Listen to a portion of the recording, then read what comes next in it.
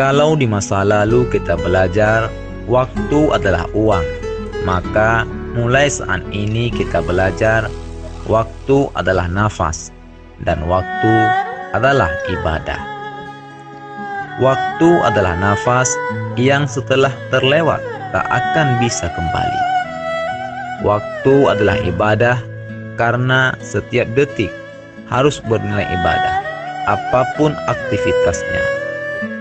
Manusia sesungguhnya hanya pengendara di atas punggung usianya. Digulung hari demi hari, bulan dan tahun tanpa terasa. Nafas kita terus berjalan seiring jalannya waktu, setia menuntun kita ke pintu kematian. Sesungguhnya dunialah yang semakin kita jauhi, dan liang kuburlah yang semakin kita dekati. Satu hari berlalu, berarti satu hari pula berkurang usia kita. Umur kita yang tersisa di hari ini sungguh tak ternilai harganya.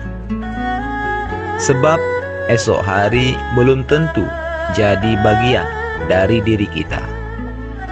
Karena itu, jangan biarkan hari ini berlalu tanpa kebaikan yang bisa kita lakukan. Jangan tertipu dengan usia muda, karena syarat untuk mati tak harus tua. Jangan terperdaya dengan badan sehat, karena syarat mati tak pula harus sakit. Teruslah berbuat baik, berkata baik, menjadi pribadi indah, menjadi yang terbaik.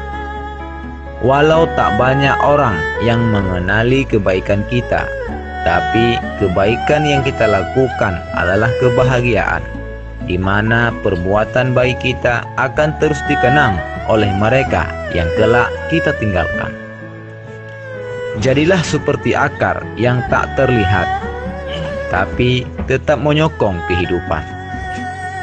Jadilah seperti jantung yang tak terlihat, tetapi terus berdenyut setiap saat tanpa henti, hingga membuat kita terus hidup sampai batas waktunya untuk berhenti. Nabi Allah, udip kamonyo hana sia-sia.